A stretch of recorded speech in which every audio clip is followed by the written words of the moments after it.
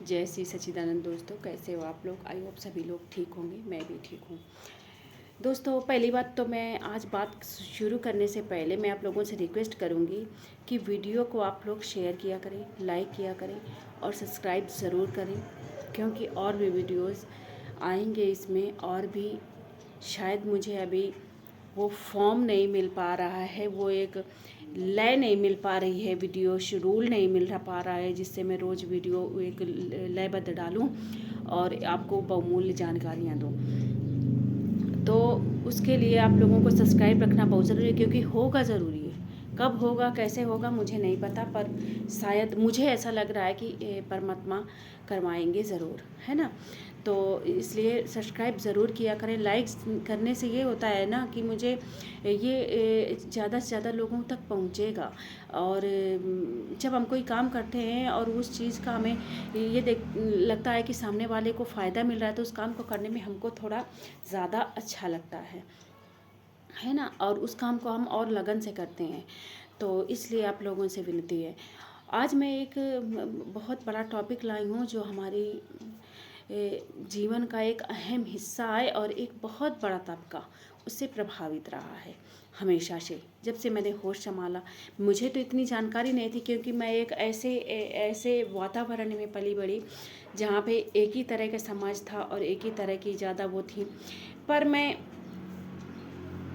एक बार अपनी एक दीदी की सहेली के गांव गई थी, मतलब गांव में ही था। तो उनके यहाँ कोई बर्थडे था तो मैं गई। तो उसमें वहाँ पे उनके यहाँ कुएं में पानी भरा जाता था। जब मैं छोटी थी उसके टाइम की बात है। दीदी अकेले जा रही थी तो माँ ने उसके साथ भाई ने भेज दिया था।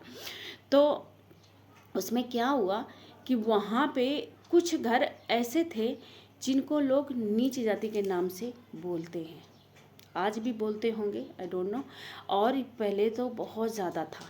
तो वो नीच जाति के, तो मैंने वहाँ पे एक दृश्य देखा जिस दृश्य ने मुझे रुला दिया। मैं छोटी थी, मुश्किल से 10-12-14 साल की रही हूँ, और इससे भी छोटी शायद, मुझे नहीं पता कितनी, पर मैं छोटी ही थी। और तो मुझे उस घटना ने रुला दिया। तो वो घटना थी कि एक औरत, मतलब एक मेरी जो सहेली थी, वो पानी भर रही थी, उसकी माँ भर रही थी।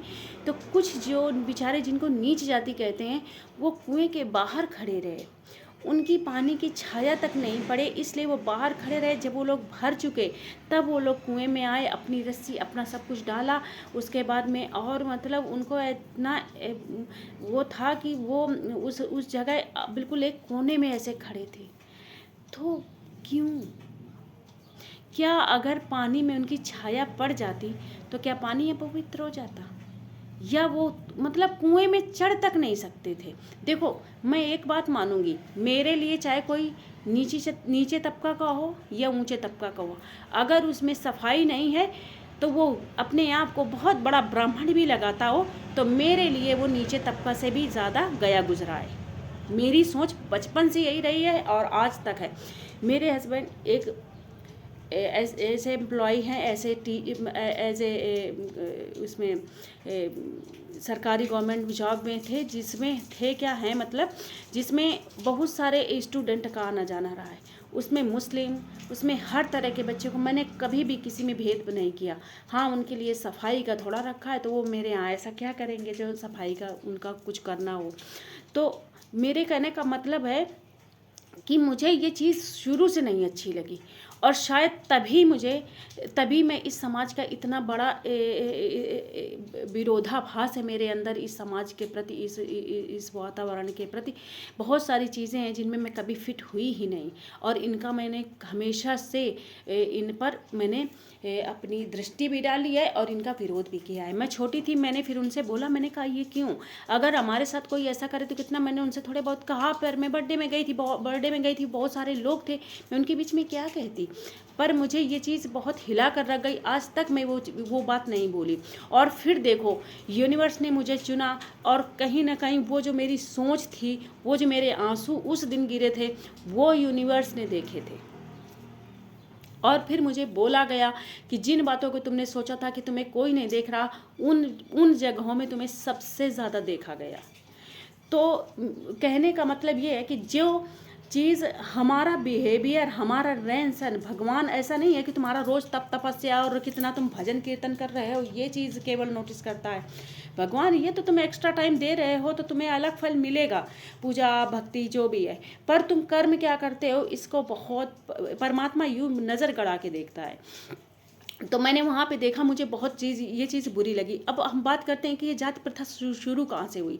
जाति प्रथा शुरू हुई यहाँ से कि जब छोटा तबका रहता था तो जैसे मतलब बड़ी बड़ी बीमारियाँ हुई। पहले जाति नहीं होती थी, मैं सबको बता दूं, पहले जाति होती ही नहीं थी, कोई जाति नहीं, केवल एक जाति होती थी, मानव। और किसी भी जगह ले लो, बोली भाषा अपने लोकेलिटी के हिसाब से ले लो, चाहे जैसे हम अरबिन बोलें या फिर अरबी बोलें या फिर हम जो भी लैंग्वेज बोलें, हम इंग्लिश बोलें, हम मतलब दूसरी भाषाएं, दूसरे देशों की भाषाएं, बंगला बोलें, हम कुछ भी बोलें, तो ये हमारी वहाँ की लोकल, जैसे हमारा देश में थोड़ी सी जगह में जाके हमारी लोकल भाषा बदल जाती, उसी तरह से भाषाएं बदलती गई, पर मानवता सिर्फ एक थी, जाति सिर्फ एक थी, मानव जाति। उसमें हमने तरह तरह के लेबल लगा दिया। कैसे लेबल लगाया? जैसे मानो एक मैं छोटा उदाहरण देती हूँ, क्योंकि जैसे हमारे यहाँ पहले बीमारियाँ हो जाती थी तो बहुत बड़ी बड़ी बीमारियाँ होती थी, जैसे प्लेग आया, हैज़ा आया, तो इसमें क्या होता था, तो इसी तरह की कई सारी बीमारियां आती थी, साल 2-4 साल में ऐसा जाती थी कि बिल्कुल झकझोर देती थी मानव जाति को। तो क्या हुआ कि ये हुआ कि अब जाति नहीं होती थी तो फिर ये ब्राह्मण और ये सब कैसे होते थे, मैं पहले ये बताऊं। ये सब इसलिए ऐसे होते थे, गुरुकुल में हर घर से बच्चे जाते थे, चाहे वो किसी भी जाति होती नहीं थी, सब घर से बच्चे जाते थे, गुरुकुल में भी शिक्षा ग्रहण करते थे। जिसको जिस चीज़ में रुचि थी वो उसी चीज़ का व्यापार करने लगता था। कोई व्यापारी बन जाता था, तो कोई ये शादी वादी कराने का, इस तरह का ज्ञान में उसको रुचि हुई तो वो शादी कराने में वो ब्राह्मण टाइप का काम करने लगता था। और जो ज्ञानी हो जाता था वो बुक्स लिखता था, वो पंडित कहलाता था। और हाँ, ये चीज़ अलग है पंडित और ब्राह्मण।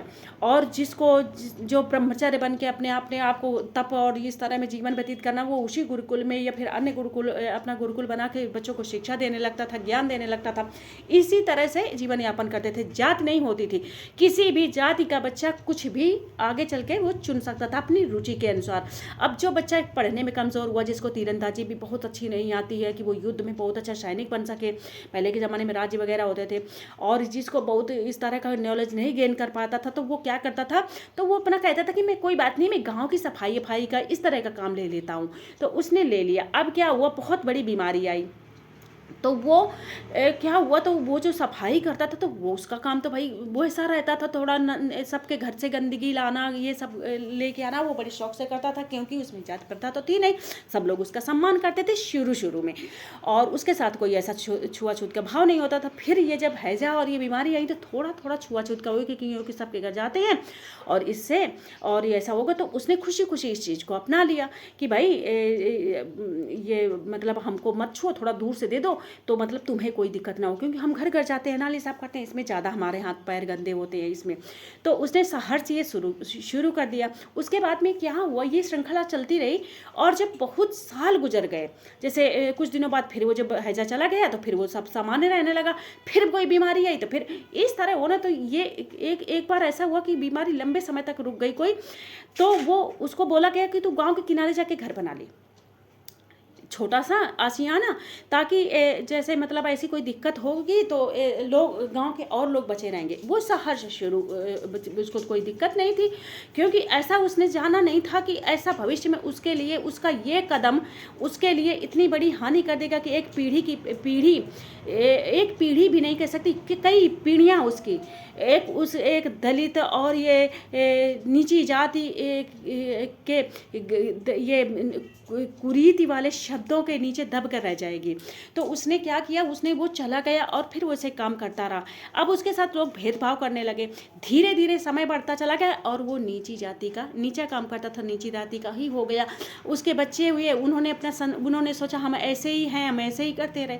पता है क्या होता है, जिन लोगों को हम लोग, मतलब मुझे कहना नहीं चाहिए, क्षमा कर देना, पर जिन लोगों को हम ऐसे नीची जाति डूम ये कह सकते हैं कुछ भी, पहले के ज़माने में हाथों से ऐसे लैट्रिन भरते थे वो लोग, मल भरते थे, और इस तरह से बड़े बड़े राजाओं का, और वो फिर ले जाते थे। शर्म नहीं आती थी हम लोगों को उनको उनके साथ ऐसा गंदा बर्ताव करने में। मैं कहती हूँ कलयुग है अब भी बहुत, पर इससे ज़्यादा उस ज़माने में था, जिस ज़माने में राजाओं का ज़माना था शायद था, तब बहुत ही ज़्यादा था। उसके बाद में, और जिन लोगों को ये लगता है कि नहीं जाति नहीं होगी, बहुत सारे लोगों को मिलता है इनके तो भाव बढ़ गए। अरे कभी उस जगह में रह करते देखो, उस जगह को, उस चीज़ को महसूस करके तो देखो। बड़े मंदिर में वो नहीं जा सकते हैं, और आप लोग उनको तिरछी नज़र से देखते हो। किसी मंदिर में शायद जा ही नहीं सकते, मैंने देखा भी नहीं ज़्यादा इस तरह से किसी सामाजिक किसी उसमें। हाँ, अगर मेरी कोई बात ये दलित वर्ग कोई सुन रहा है, जिसको हम दलित वर्ग कह रहे हैं, मुझे ये शब्द कहना भी अच्छा नहीं लगता, पर मैं क्या करूँ, वीडियो बनाते समय मुझे बोलना पड़ रहा है। तो उन लोगों से मेरी विनती है, आप लोग सफाई को ऐड करिए, आप लोग अपने जीवन में भक्ति को ऐड करिए। देखो, जो मीराबाई के गुरु थे वो नीची जाति के थे, मगर जो अपने आप को ब्राह्मण से ब्राह्मण समझता था, वो उनके घर में भोजन करने को तरसता था। तो देखो, ऐसे अपने आप को गढ़ो, ऐसा बर्तन अपने आप को बनाओ कि उसमें लोग सोचें कि हमें यहाँ पल भर बैठने को मिल जाए, हमें यहाँ पल भर टिकने को मिल जाए। ऐसे अपने आप को बनाओ आप लोग। तो ऐसे मत सोचो कि हम ऐसे ही, हमें तो ऐसे ही रहना है। नहीं, आप लोगों को ऐसे नहीं रहना, आप लोगों को आगे बढ़ना है। अब ये नहीं चलेगा। यूनिवर्स इस चीज़ पे बहुत ज़्यादा दुखी है कि मैंने बच्चे पैदा किए थे अपने, उन्होंने जाति बना दी। तो हमें अपने आप में सुधार करना है। जो हमारा नीचा तबका है उसको समझाना है, उसको प्रेम से देखना है। अगर तुम उसके साथ बहुत, मैं ये नहीं कहती कि जाके उनके पास उनसे अभी जाके बस शादियां करने लगो, या फिर और आगे चल के होंगी, देखो होंगी, ये चीज़ है, अगर होंगी, पर अभी नहीं हो पा रहा है तो उनको सम्मान से देखो। उनके पास घुट के उनके घर में चाय नहीं पीने जाते हो, कोई बात नहीं, आप मत पियो, पर उनको रिस्पेक्ट से देखो और उनको अपमानित नहीं करो। Thank you all, and like और शेयर सब्सक्राइब ज़रूर करना। ये वीडियोस बहुत ज़रूरी रहते हैं। ये मेरी भाषा नहीं है, ये मेरे शब्द नहीं है, ये कोई बुलवा रहा है जो मैं बोल रही हूँ, बस इतना समझ लीजिए आप। Thank you all.